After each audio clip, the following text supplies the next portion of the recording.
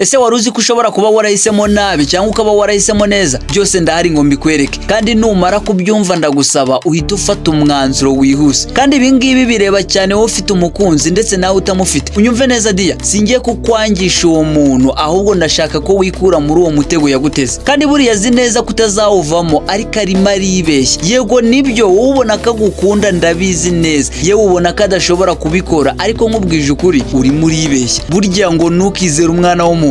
Reka nkubwire ikintu cyubakiye ku rukundo rwanyu nzi neza 100%. Ni kimwe muri ibi bintu ngiye kukubwira. Amafaranga, ubwo ni imitungo ye cyangwa imiryango ye. Urukundo, ubwo ndavuga uburanga cyangwa ubwiza yifitiye. Ubumenyi, ubwo ndavuga amashuri yize cyangwa akazi asigaye akora. Icyanyuma ni sex.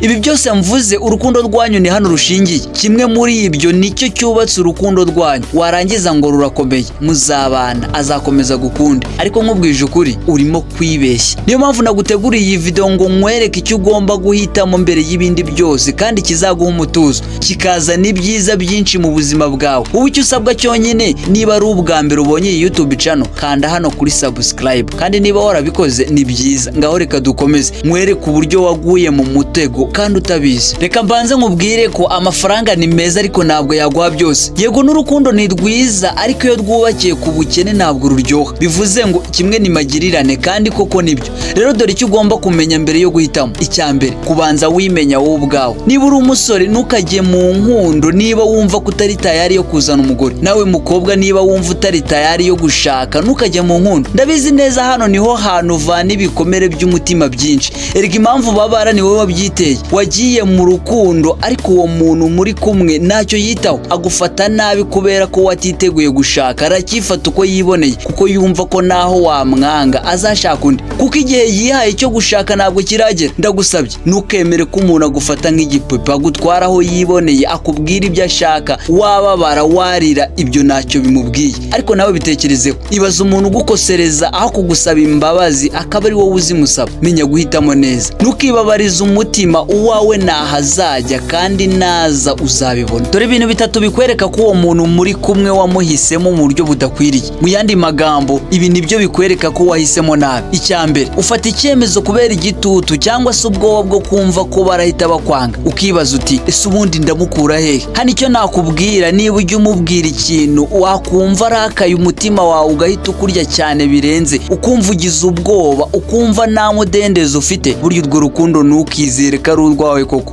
Erega menya ko abari mu rukundo hari ibyo nabo ubwabo batumvikanaho. None se reka nkubaze, mwaravukanye ku buryo imico yawe ayizi? Kabane nubwo mwaba muri imanga, ntabwo mushobora guhuza ibintu byose 100%. Uko niko Imana yaturemye, kandi ntacyo twabihinduraho. Ntukifate uko, hinduka cyangwa uzahora ubabara iteka ryose. Icya kabiri kigaragaza ko urukundo urimo naho ruzagera, urimo kwirengagiza intego zawe, warazibagiwe neza.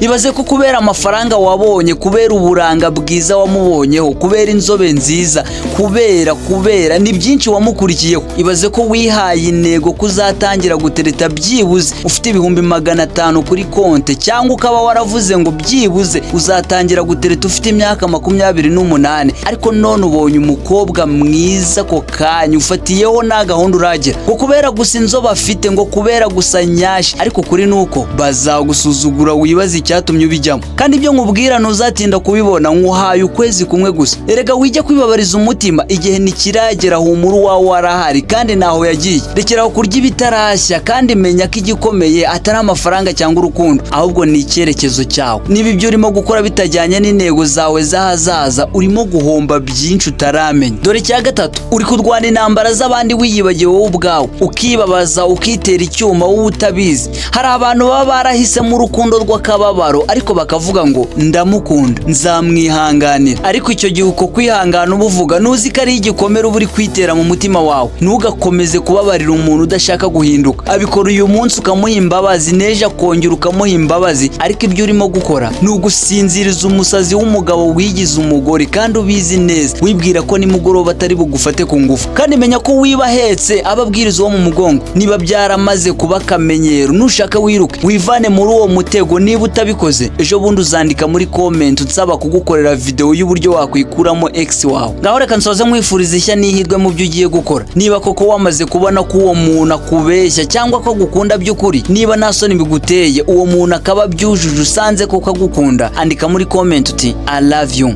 Niba usanze ukwiye kumureka andika muri comment uti searching love. Niba ukiri single umaze kumenya neza icyo ugomba kugenderaho ngo uhitemo umukunzi wawe andika muri comment uti thank you. Ubundi mugire amahoro n'amafaranga, ndabakunda. Isomo ry'ubuzima kuri Rwanda Event TV.